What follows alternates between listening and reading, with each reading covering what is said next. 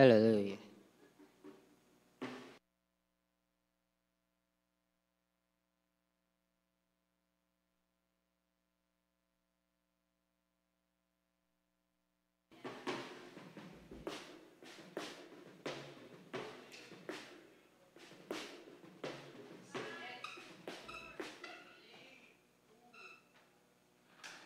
Good morning, KGC family.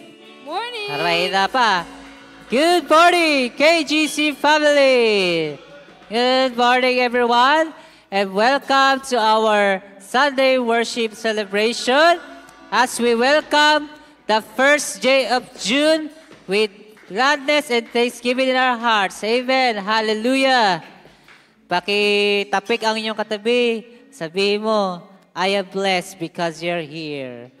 I am blessed. You are blessed. We are blessed. Talaga, pinagpala ang bawat isa talaga dahil maraming pagsubok ang dumating sa atin itong nakaraang buwan at ngayon. As we welcome a new month, talaga, let us be expectant of what God will do to us in our lives for this month. Amen. Hallelujah. At sabi nga po sa Psalm 150 verse 6, let everything that has breath praise the Lord. Amen? Pakisabi nga sa iyong katabi, tanungin mo muna, may hininga ka ba? May hininga ka? Ha? Bago amuin. Yeah. At ang lahat na may hininga, pumalakpak ng ganito. Kayain mo, 1, 2, 3. Yan. Palakpak, at sigaw mo. Let everything that has breath praise the Lord. Praise the Lord. Let everything that has breath praise the Lord. Praise the Lord! Praise the Lord. Sapa. Praise the Lord! Let everything Let everything that has breath that has breath praise the Lord. praise the Lord! Praise the Lord. Praise the Lord! Let everything Let everything that has breath that has breath praise the Lord. praise the Lord! Praise the Lord. Praise the Lord! I praise in the valley, praise in the mountain. Oh, I praise in the shore, praise in the mountain. Oh, I praise in the number, praise the surrounding. Oh, His praise is the water, my enemies drowning. Oh, as long as I'm breathing, I've had a reason to praise the Lord over my soul. Praise the Lord over my soul. Praise in the valley. I praise in the valley. Praise in the mountain. I praise in the shore. Praise in the doubting. That's it. I praise in the number. Praise the surrounding. Oh, His praise is the water. My enemies shouting. As long as I'm breathing. As long as I'm breathing. I got a reason to praise the Lord over my soul. Praise the Lord over my soul. I'm gonna praise the Lord over my soul. I'm gonna praise the Lord over my Lord. I praise it, I feel it. I praise it, I know. I praise it, I know. You're still in control. My praise is the weapon. It's more than a sign, more than a sign. My praise is the shout that brings Jericho down. Oh, yeah, as long as I'm breathing, I've got the reason to praise the Lord. Oh, my soul, and wanna praise the Lord. Oh, my soul, we're gonna praise the Lord. Oh, my soul, praise the Lord. Oh, my soul. I'm not be quiet. And I won't be quiet. My God is alive. How could I keep it inside? Praise the Lord, oh my soul. I'm gonna praise the Lord, oh my soul. And everything I spread, praise the Lord. Praise the Lord, oh my soul. Another praise the Lord, oh my soul. Praise the Lord, my soul. I won't be quiet. I won't be quiet. My God is alive. How could I keep it inside? Praise the Lord, oh my soul. Praise the Lord. Hey, hey, hey, Lord. Praise us, you sovereign. Praise us, you reign. Praise us, you rose and defeated and brave. I praise us, you faithful. Praise us, the true. Praise us, there's nobody greater than you. I praise us, you're sovereign. Praise us, you reign. Praise us, you rose and defeated and grave. I praise us, you're faithful. Praise us, you're true. Praise us, there's nobody greater than you. I praise us, you're sovereign. Praise us, you reign. Praise us, you rose and defeated the grave. I praise us, you're faithful. Praise us, you're true. Praise us, there's nobody greater than you. I praise. Praise us, you're sovereign. Praise us, you reign. Praise God, you rose and defeated the grave. I praise us, you're faithful. Praise us, you're true. Praise us, there's nobody greater than you. Praise the Lord, oh my soul. Praise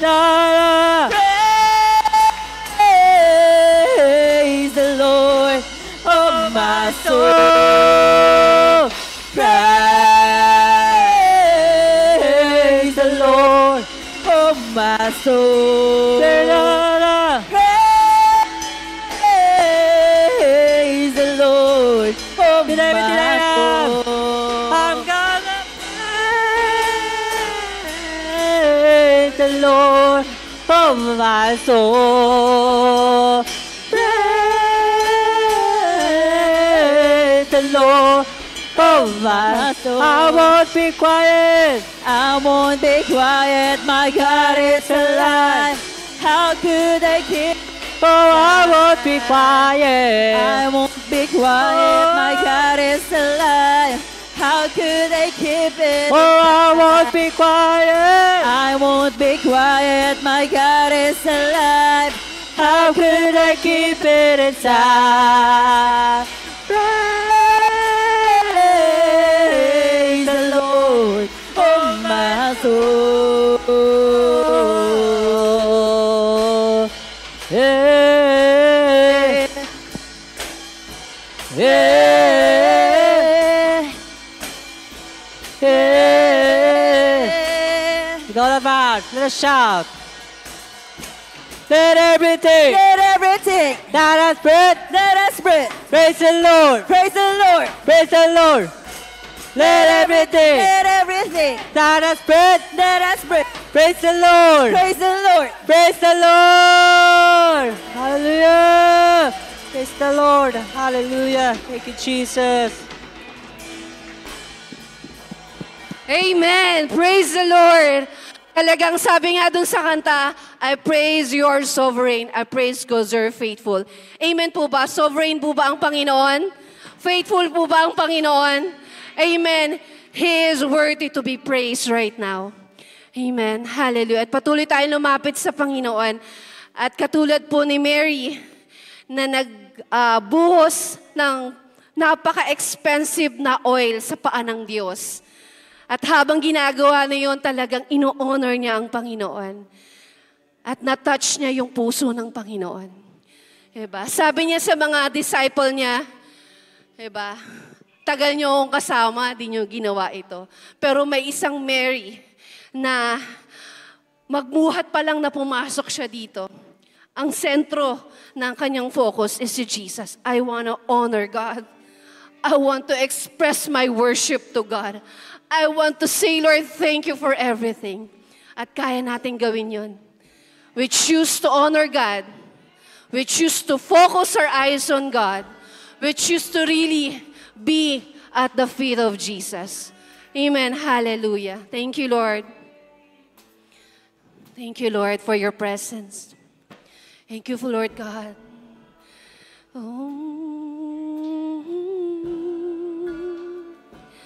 You are our desire. Hallelujah.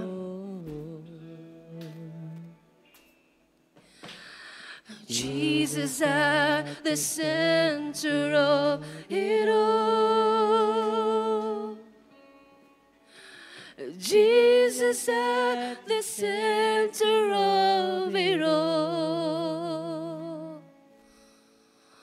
From beginning to the end, it will always be, it always been you, Jesus.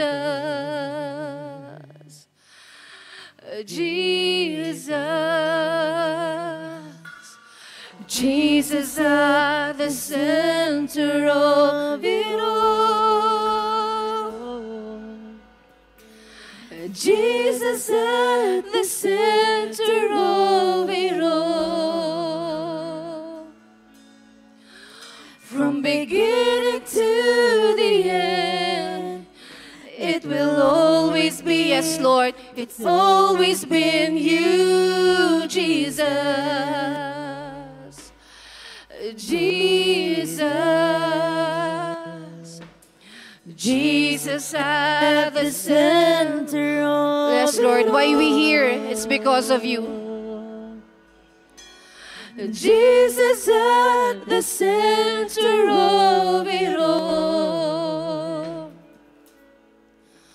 From beginning to the end, it will always be, yes, Lord. Focus our eyes on you. Jesus. Focus on you, Lord. Jesus.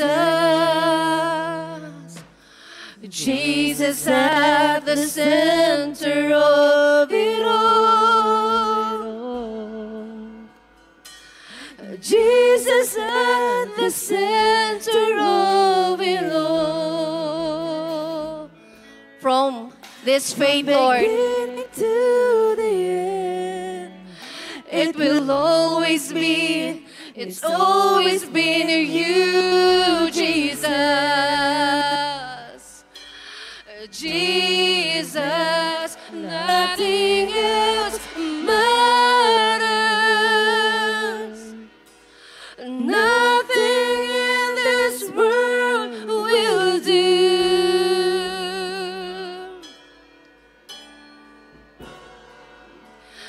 Jesus, you're the center, and everything revolves around you. Jesus, you, nothing else matters. Nothing in this world will do.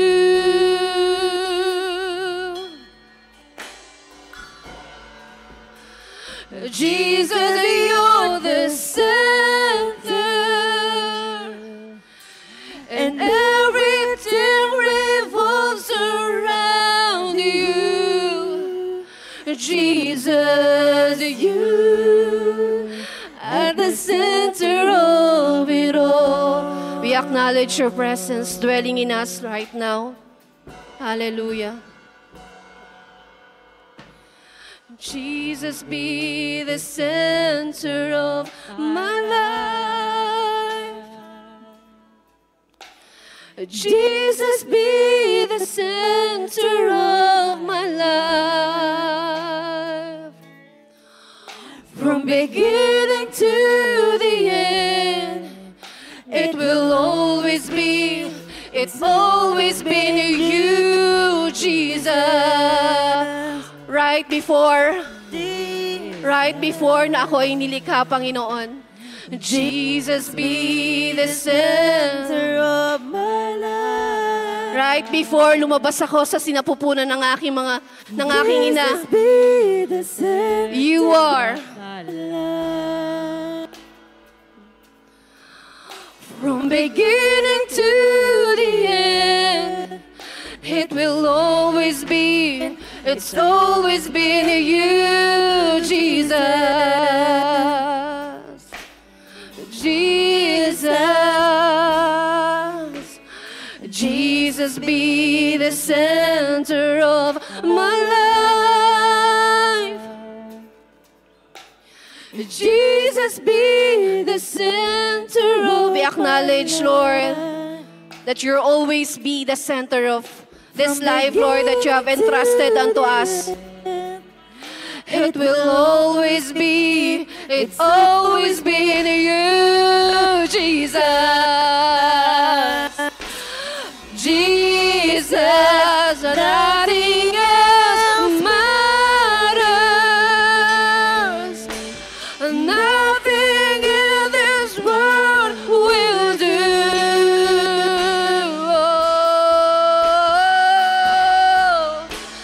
Jesus, you're the center. Everything in my life. Jesus, you. Nothing else matters. Nothing in this world will do.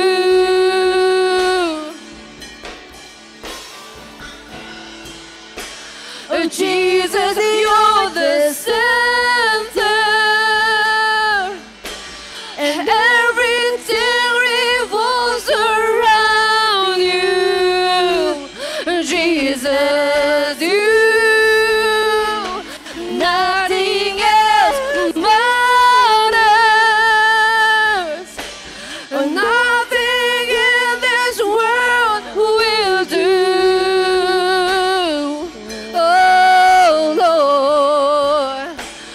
Jesus, you're the center. Mawawala ang lahat ng bagay. Mawawala lahat ng bagay. But it is you, Lord, will still remain. Your word will still remain, Lord God. Your purpose will still remain. Matters. Nothing in this world will do.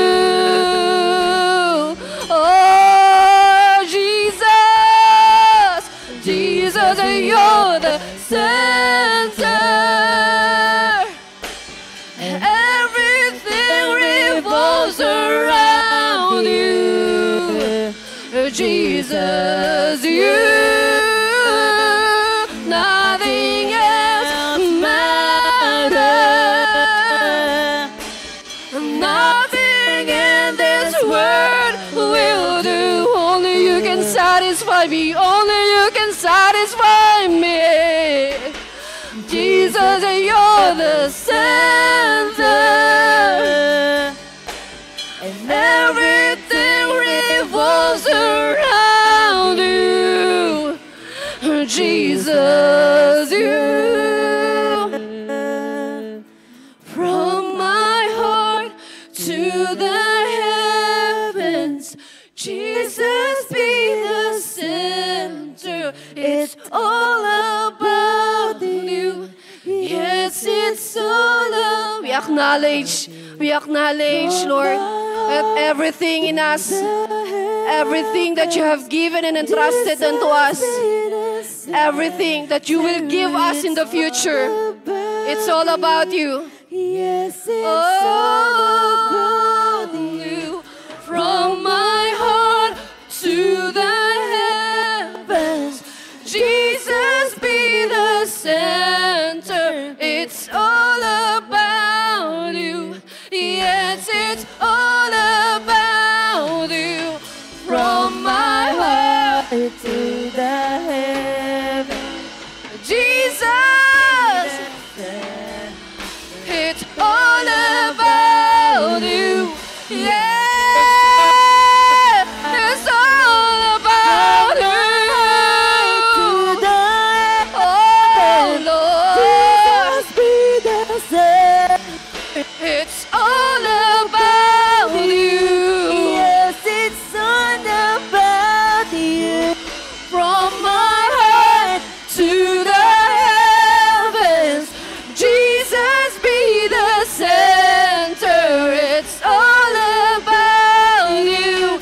Yes, it's all about you.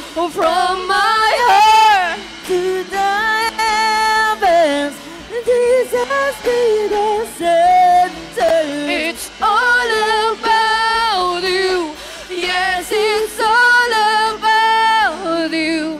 From my heart. Say church. Say church. It's all about. Acknowledge the presence of God in your life. Siya nga po, Panginoon. It's all about you. The failures, the suffering, the discouragement, the joy, the winning.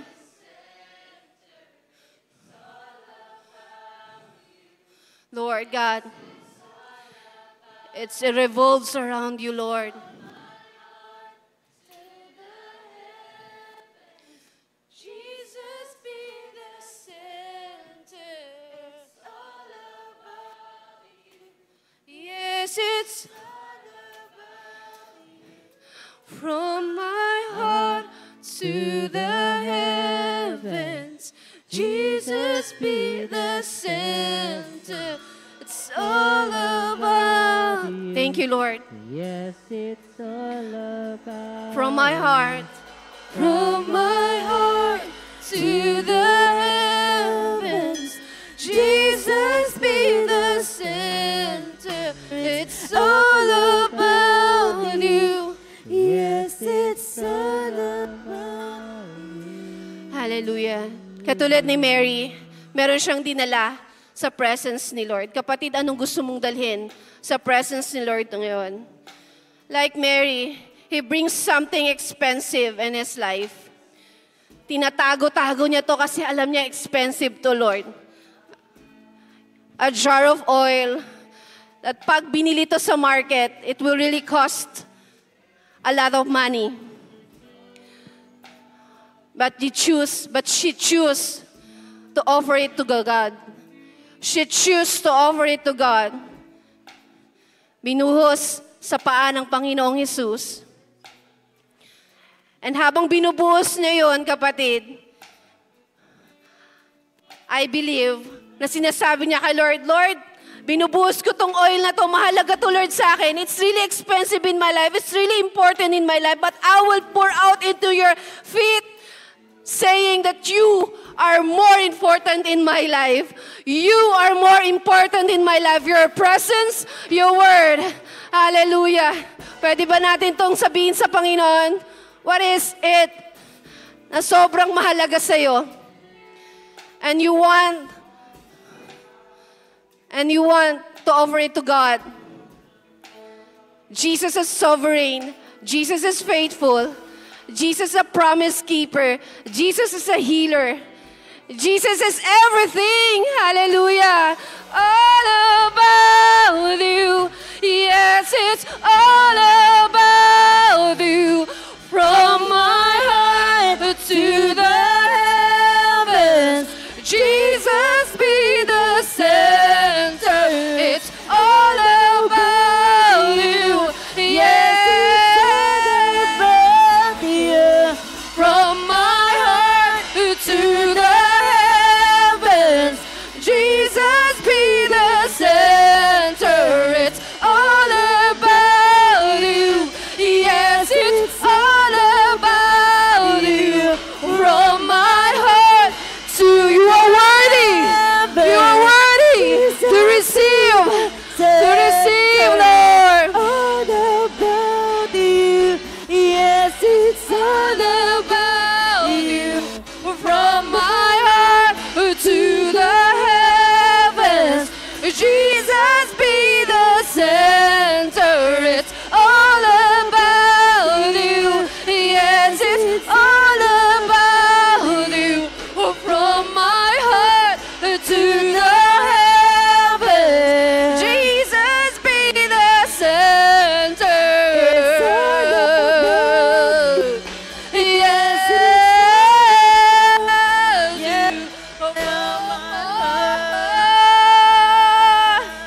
saying, Jesus be the center. It's all about you. Yes, it's all about you. From my heart to the heavens, Jesus be the center.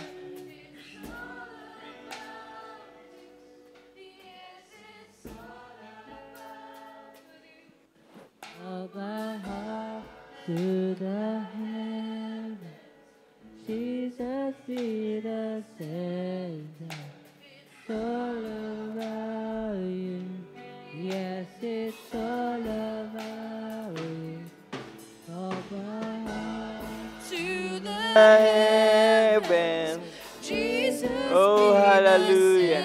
Glory to your name. Thank you, Jesus. Glorify your name. Come on, church.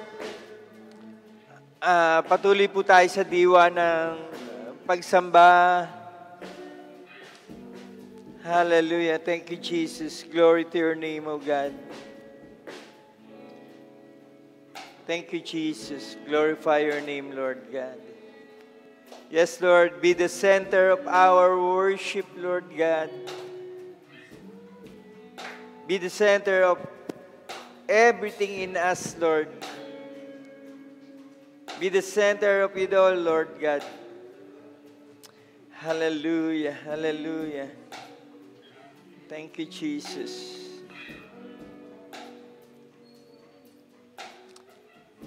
Oh, hallelujah. Hallelujah. Hallelujah. Thank you, Jesus. Mga kapatid, may pinaparating sa atin ng Panginoon. Ano ba ang ibig sabihin ng si Jesus ang maging sentro ng lahat sa ating buhay?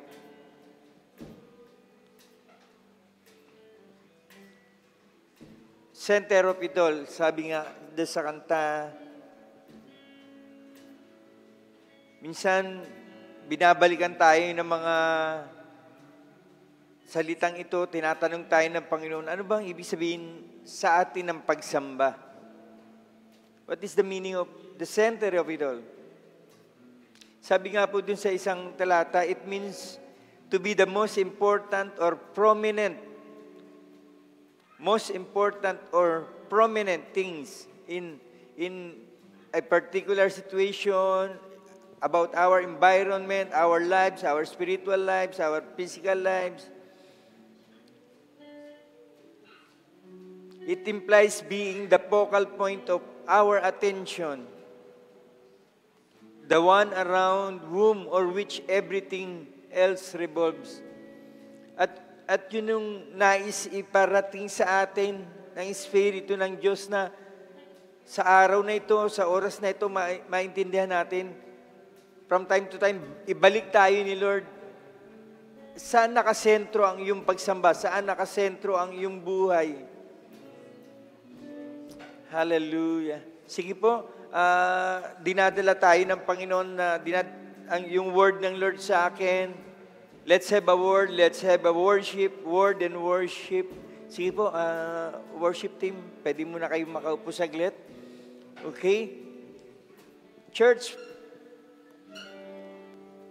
tingnan niyo po itong, sige, okay lang po, pwede muna kayo makaupo saglit and then we will balik tayo dun sa word ng Lord. Hallelujah. So, hindi pa po tayo tapos ha. Okay. Sige po, next slide.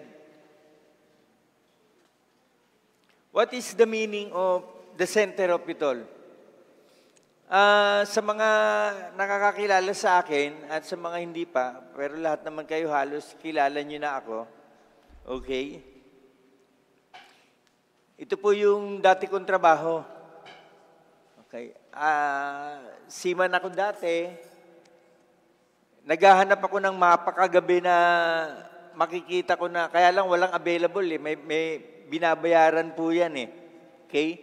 Ito po ay map ng, isa sa map ng navigational o tinatawag nilang navigational chart. Ibig sabihin, pag nasa barko ka, nandun ka sa bridge or ikaw yung officer doon, pag naglalayag ang barko, yun yung guide mo kung saan ka pupunta.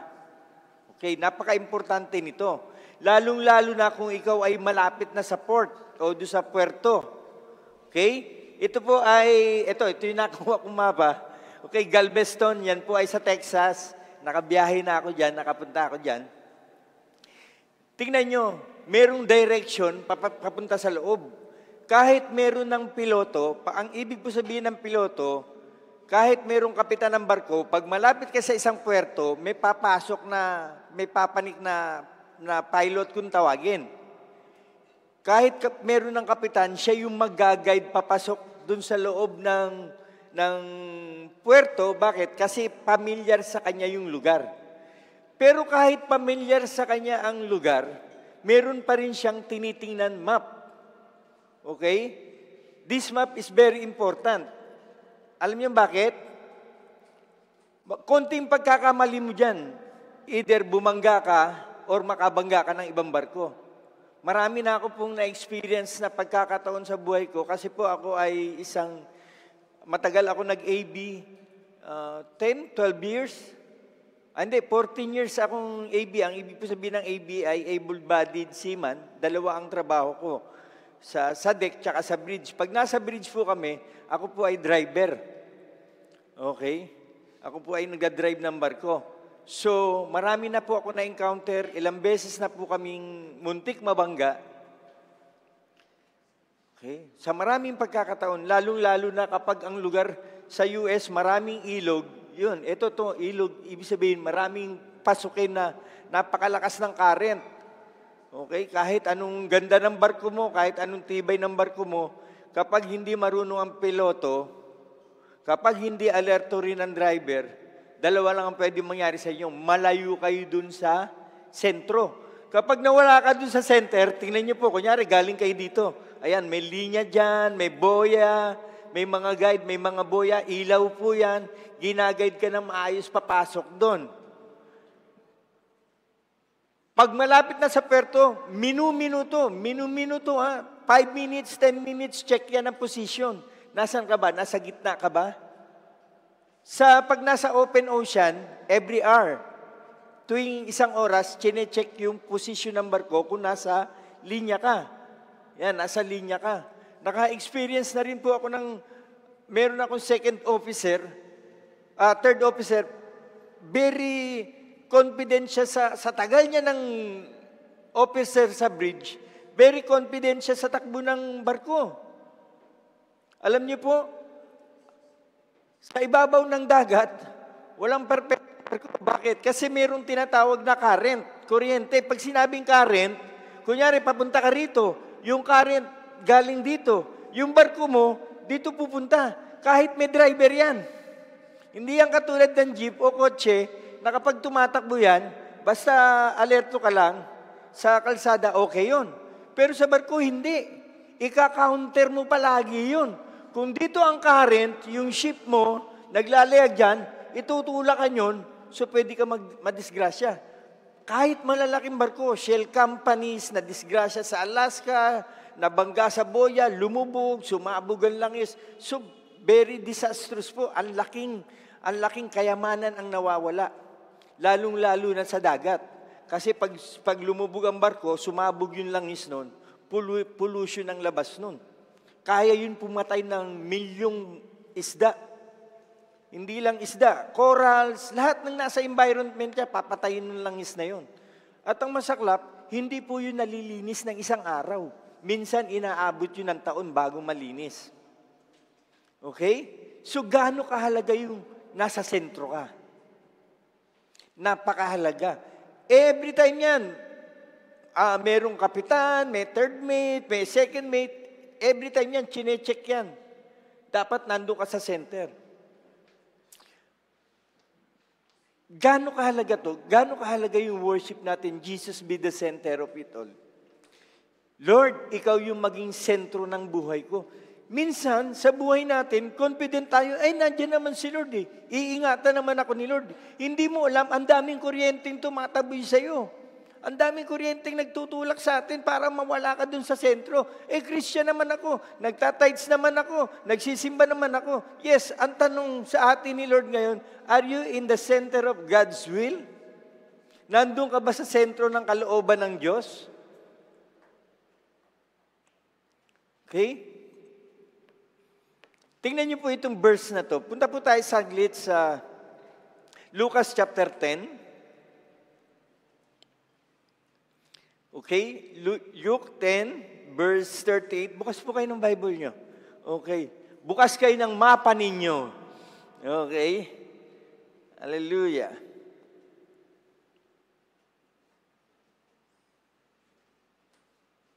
Luke chapter 10, verse 38 hanggang 42. Sabi po dito, now as they traveled along, he entered into a certain village, and a certain woman named Martha welcomed him, Jesus. And she had a sister named Mary, who also sat at the feet of Jesus and was listening to his teaching.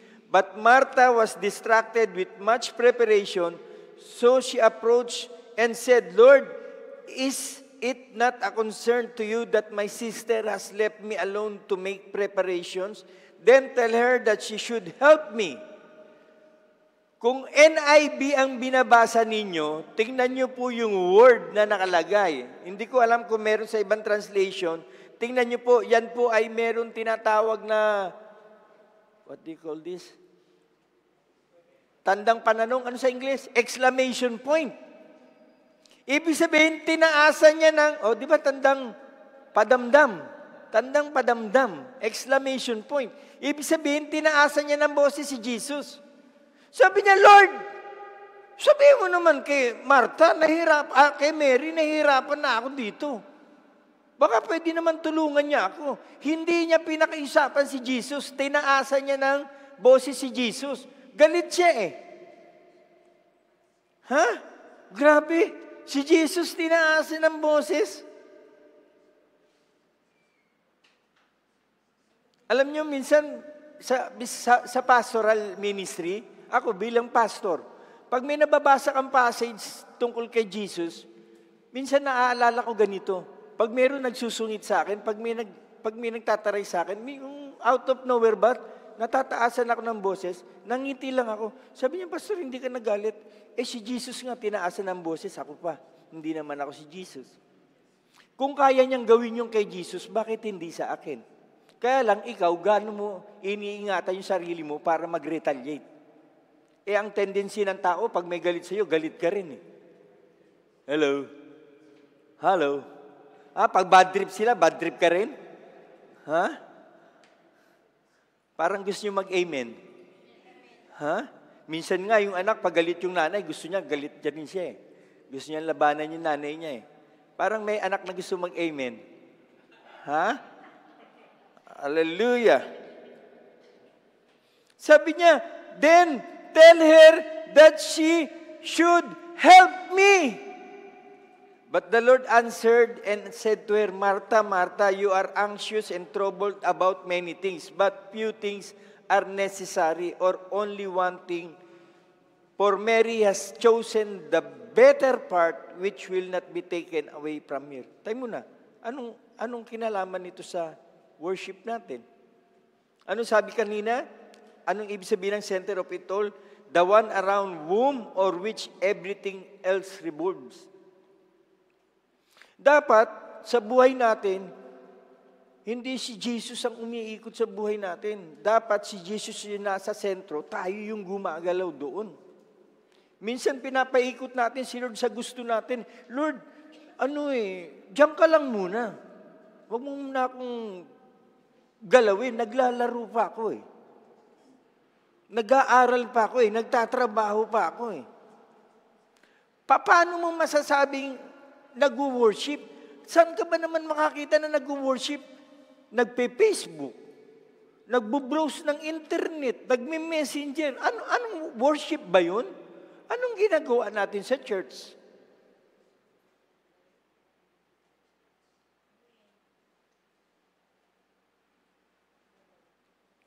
Bakit mahalaga ito? Tingnan niyo po yung verse. Martha, Martha, you are anxious and troubled about many things, but few things are necessary, or only one thing. For Mary has chosen the better part, which will not be taken away from her. Church, paminsan-minsan binabalik tayo ni Lord eh. Ano ba ang ibig sabihin ng worship sa'yo? Kumanta? Magtaas ng kamay? Mary has chosen the better part, which will not be taken away from her. Ano ang bagay na hindi pwedeng alisin sa'yo? Ano yung mahalagang bagay na hindi pwedeng alisin sa'yo? Church, it's worship. Pinili ni Maria yung pinaka-the best part, yung better part. It's worship. Kaya lang ang tanong ito, kumanta ba si Maria nang dumating si Jesus? Hello? Sagot naman kayo. Nagtamburin? Nagsayaw? Tumugtog? Kumanta? Pero sabi ni Lord, which will not be taken away from her. So, lagyan natin to ng title, itong first part. Next slide. Finding that better part. Ano yung the best na gusto ni Lord na ayaw mawala sa'yo? Dapat hanapin natin yun. Kasi yun ang laging babalikan sa'yo ng Panginoon eh. Hindi nyo ba alam kung ano ang meron tayo, yun ang hinahanap ni Lord sa atin. Hindi tayo hinahanapan ng Diyos ng wala. Pastor, hindi ako makapag-church ngayon kasi wala akong tithes na mabibigay kay Lord. Tayo muna, kailan ka hinanapan ng Diyos na wala? Si Moises, nung tinawag ni Lord si Moises, ano sabi ni God sa kanya? Moses, what is in your hands? Hindi siya hinanapan ng wala. Hindi sinabi ni God sa kanya na, Moses, ano ang wala sa iyo? Sabi niya, Lord, hindi ko kayang isave ang Israelites. Wala akong ganito, wala akong ganito, wala akong ganito. Sabi ni God, paraphrase ha, hindi naman kita hinahanapan ng wala eh. Ano ang meron ka? Sabi niya, meron lang ako, tungkod lang ang dala ko. O gamitin natin yung tungkod mo. Ano ang meron kay Mary na ang sabi ni Lord, Mary has chosen the better part which will not be taken away from her. So, puntuhan mo ngayon ng sarili mo, ano ba yung worship? Ano ba yung bagay na hindi na pwedeng alisin sa'yo? So, ano ang worship? Di ba sinisira nga natin yung tradisyon na, ay dapat ang church nagbo-worship lang because we are called to worship. Sa heaven, wala kang gagawin kundi mag-worship, pero hindi sa lupa. Kasi ang kanta ay expression kung ano yung nasa loob mo. Pero hindi yung lahat, yun na lang. Ay hindi, basta mag-worship na lang tayo. Ito yung pinaka-best. Basta worship na lang tayo, worship. Tapos ano? So dito sa talatang to, paano pinapakita ang worship? Okay? Alam nyo, sa totoo lang, itong kwento na to, mga kapatid, kung pwedeng maging abogado ni Martha, mag-abogado ako eh. Kita mo, ang sabi sa kwento, dumating si Jesus, sinong kasama? Disciples. Ilan yun? Sigurado kayo? Ang daming sumusunod kay Jesus, ang tawag disciples. Yung 12, pinangalanan. Yung hindi pinangalanan. Ilan yung pinakain sa bundok? Tawag dun, sabi sa Bible, sumunod yung mga disciples sa kanya. Okay? So marami.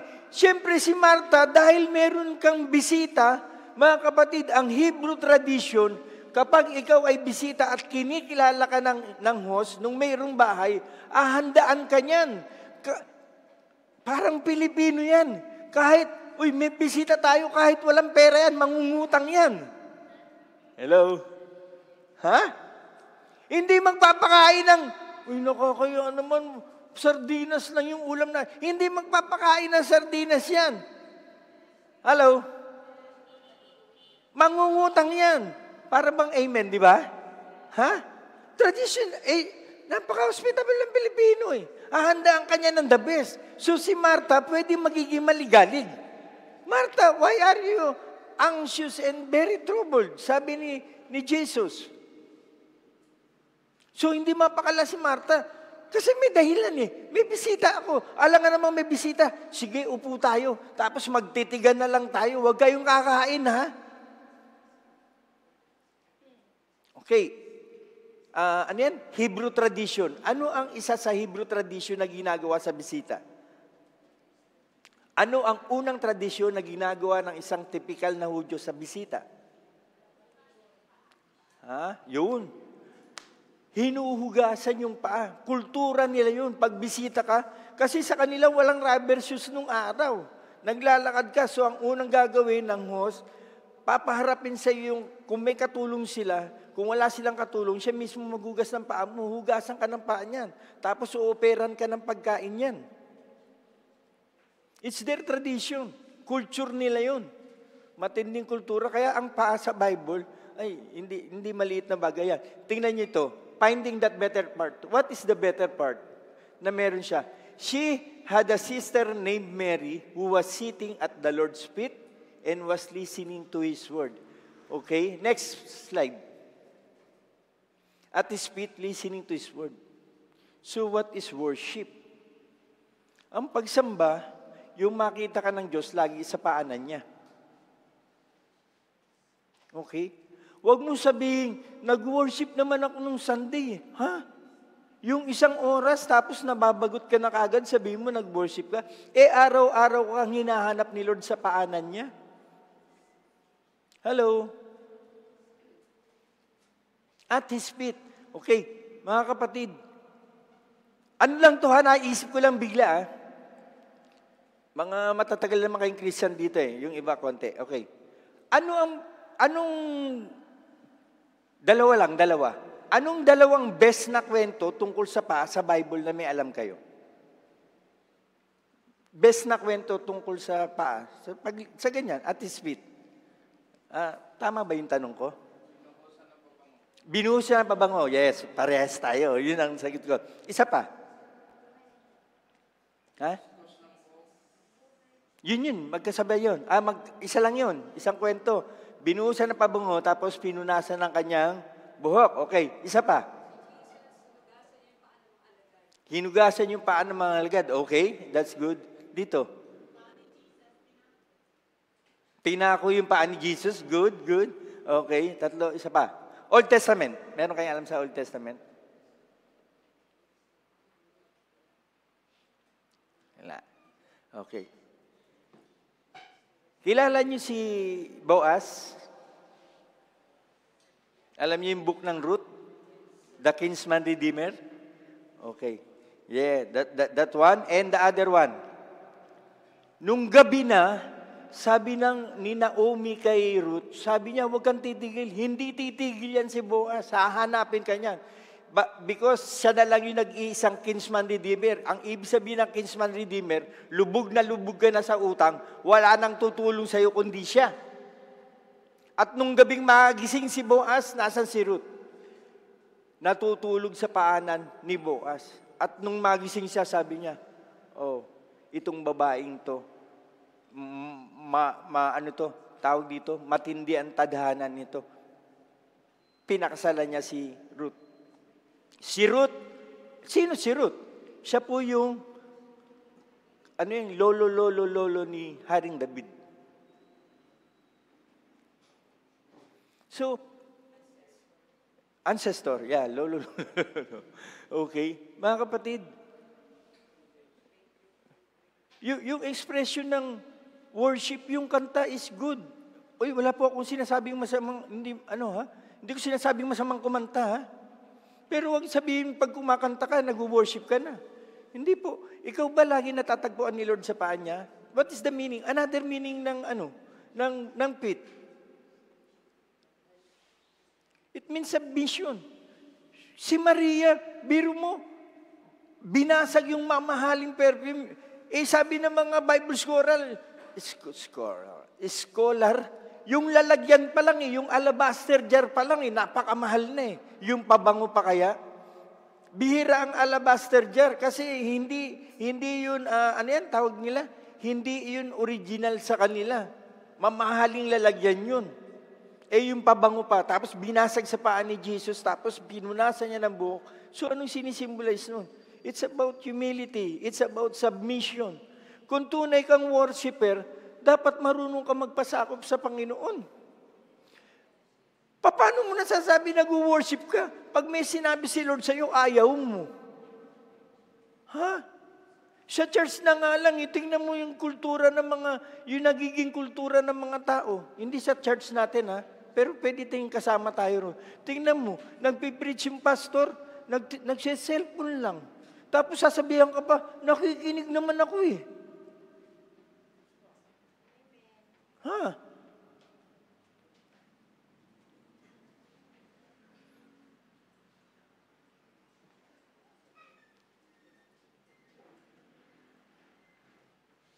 Hindi marunong makinig, tapos sabihin niya marunong siya mag-worship.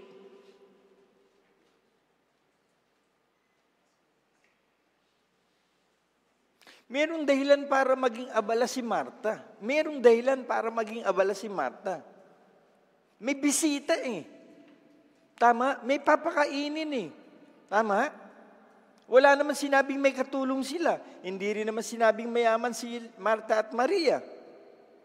Wala Wala nakalagay sa Bible Kasi dapat ang gumagawa nun, katulong, si Marta gumagawa. Ibig sabihin, hindi ko masabi kung mayaman ba sila o hindi.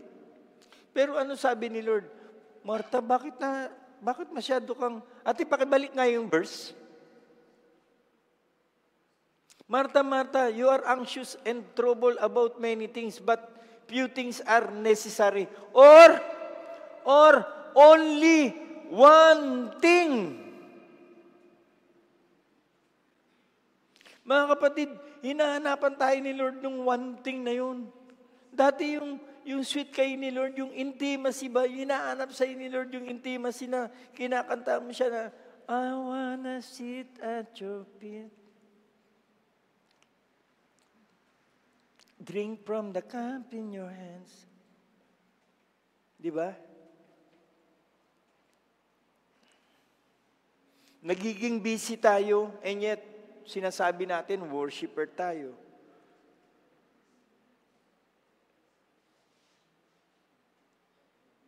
Praying for that better part. Only one thing, finding that better part. Hallelujah. Okay, at His feet and listening to His word. Tingnan niyo po, Submission, obedience. And that's worship. Sabi ng Lord, hindi tatanggalin sa iyo yan. Anong sabi sa Bible? Yung meron, dadagdagan pa. Pero yung wala, iisa na nga lang nasa kanya, kukunin pa. Mga kapatid, wag mo hayaang mawala yung worship sa iyo. Pastor, kasi mahirap po ganito po talaga. Mga kapatid, meron talagang problema. Inevitable yan. Hindi mo maiiwasan yan. Pero wag mo ipagpalit yung pagsamba mo sa bagay na aagaw sa'yo sa Panginoon. Meron akong kapatiran dati na counselan. Tatay po siya. Kinausap ako, sabi niya, Kuya Bob, hindi pa po ako pastor noon. Alam mo, nung hindi pa ako Kristiyano, wala akong problema sa pera eh. Sabi ko, ano pong kabuhayan niyo dati? Sabi niya, saklaan. Ha?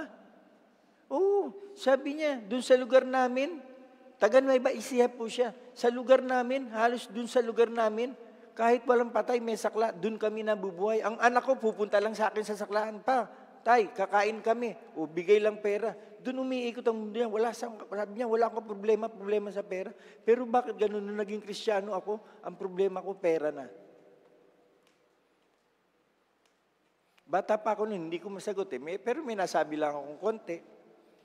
Kuya, baka pinapakita lang sa iyo ng Panginoon na talagang ilagay mo ang tiwala mo sa Panginoon. Kasi hahatak, merong current eh. May tumutulak sa iyo palayo sa Diyos eh. Kaya lang, lalabanan mo yun. Hindi mo pwedeng palubugin yung barko mo. Amen.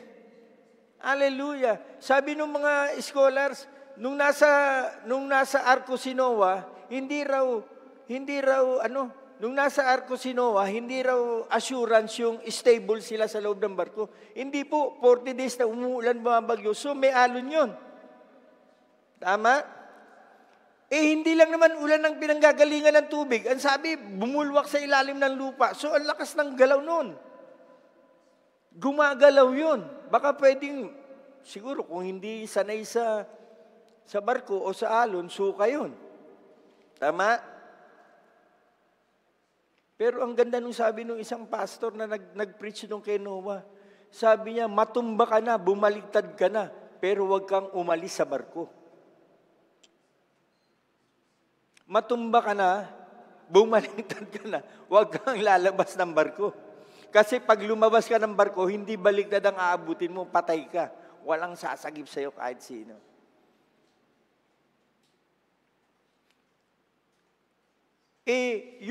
Alam niyo po yung barko, pag nahulog ka sa barko, syempre tumatakbo yung barko, nahulog ka. Yun bago ka mabalikan nun eh. Nakalimutan ko na yung mga term eh. Yung emergency, babalikan ka para pulutin ka ulit. Hindi ka pwedeng iwanan, hindi po atras, babalik yun. Kaya lang bago makaikot ang barko, may isang oras. Sana kung buhay ka pa sa loob ng isang oras. Oo, ang laking ikot nun. Para mabalikan ka, yung ikot na yun, hindi basta sasabihin ng kapitan, ikot. Hindi po, meron pong, wala na, hindi ko na alam yung title. Okay, meron term na ginagamit doon. Hindi yun basta umiikot, kakaabig yun ng kanan, bago ko maliwa. Kasi dapat ang balik ng barko, kung saan ka nahulog, dapat doon siya babalik. Hindi yung pwedeng pag umikot ka, barko pag umikot pag umikot yun, baka nandun na sa kabila yun. So merong turn na ginagawa yun. At His feet, listening to His word. Kailan ka, mga kapatid, kailan ka huling naka-worship na nakarinig ka ng word kay Lord? O ganito na lang worship mo. Thank you Lord. Umiyak ka. Thank you Lord. Okay. Application. Rema, okay. Okay na, tapos na. Lord, thank you po. Papasok na ako. Anong word? Meron kang word?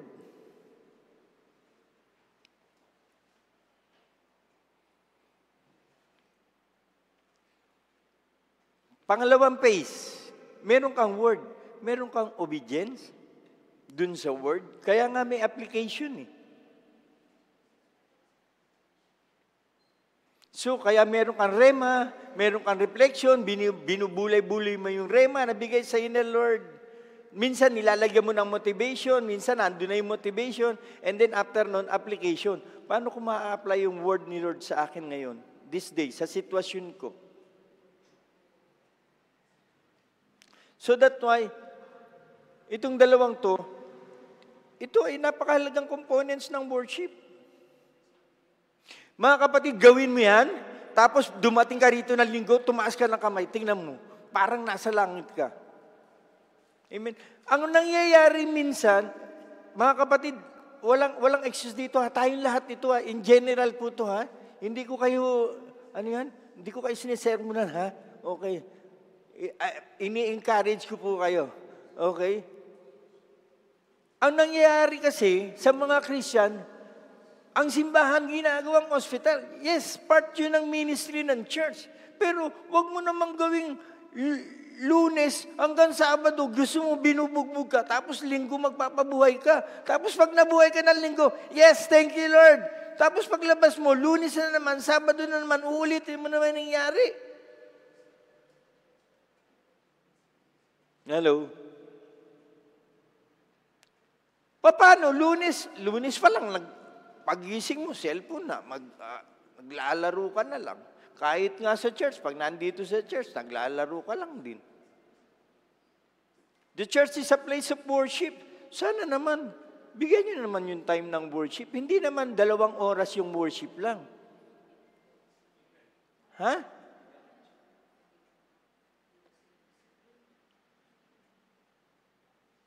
Hallelujah. Last verse.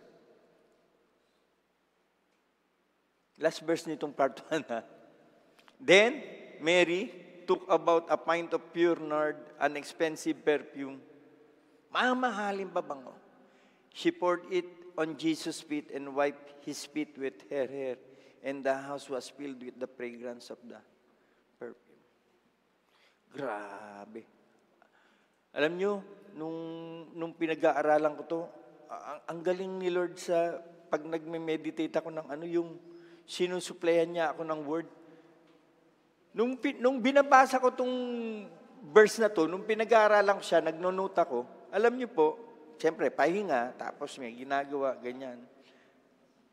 Lunes hanggang Sabado. Nakabasa ako nung biography, clip lang maiksi ni Catherine Kuhlman.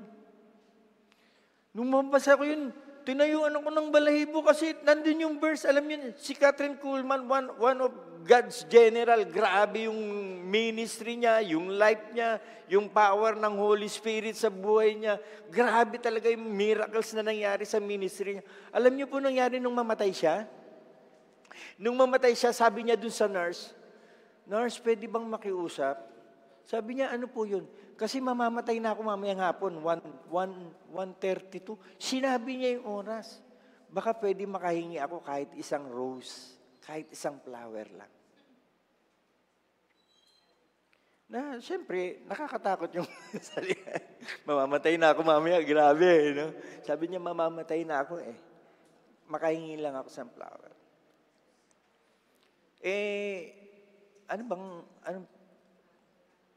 Ano yata yun? 50s, 40s, hindi ko na alam kung anong taon yun. Basta matagal na yun. Doon sa ospital nila, bawal, kaya pala isang rose lang hiningi. Doon sa ospital, bawal magdala ng bulaklak. Kasi may mga bulaklak na sensitive yung amoy sa ibang pasyente. Grabe, nung dinabilan siya ng isang flower, sabi niya, binigay yung oras. Yung nurse natakot, binantayan yung oras. Eksakto, parang 1:30, something ganun. Eksakto 1:30. Walang convulsion, walang pumikit lang, wala na. Talagang naki-Lord na. Kaya lang yung kwarto, sumabog yung amoy ng pabango, nagtakbuhan yung ibang doktor. Sabi niya, bawal magdala ng bulaklak sa sa ospital. Siguro baka mayroong ibang istorya ang amoy or yung, iba? Pollen ba tawag doon or something ganun. Kaso hindi lang doon sa kwarto niya. Kumalat doon sa buong floor. 2 building. Pati doon sa kabilang building. Tapos nung inaano ko to, grabe sabi ko, and the house was filled with the fragrance of the perfume. Church, pag narating mo yung best part na yun, Mga kapatid, yung worship natin, yung amoy, it's a sweet aroma to the Lord. Yung amoy nun, hindi abot sa kabilang ospital. Abot hanggang langit. Naaamoy ng Lord yun. Kapag sa Old Testament, ano sabi sa Bible? Kapag naaamoy ni Lord yung aroma nung sacrifice, nung offering, ano sabi dun? Grabe yung joy sa puso ng Panginoon. Ganun na lang. And then, bababa yung presensya ng Diyos sa gitna ng Israel. Ipapakita ng Diyos na merong Diyos. Sila ay merong Diyos. At kapag sa pagsamba natin, nararanasan mo yung bagay noon, sa paanan ka ng Panginoon, nagpapakumbaba ka sa harapan ng Panginoon, nakikinig ka sa salita ng Panginoon, mag-obey ka, masakit man o anong man yung sabihin sa iyo ni Lord, nakikinig ka sa sinabi ng Panginoon, and then, your worship will become grabe, yung bango ng pagsamba natin. Grabe talaga.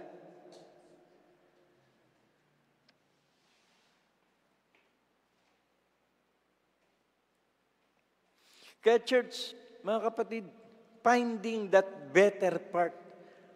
Huwag tayong pumayag sa ay okay na yan.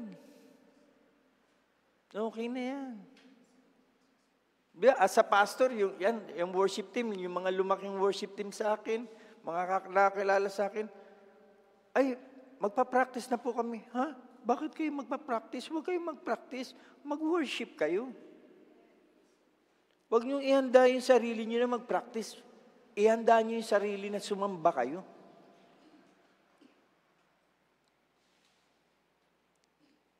Anong number 1 gagawin mo sa pagsamba? Humility. Pagpapumbaba, alam ko, Lord, may kulang ako. Alam ko, nagkukulang ako.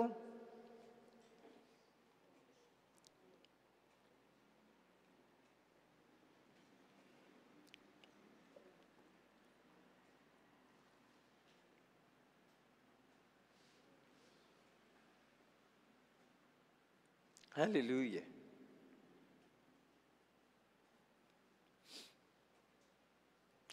Tayo uli tayo? Tayo uli tayo saglit? Hayaan yung maging conclusion nitong word na to ay worship tayo.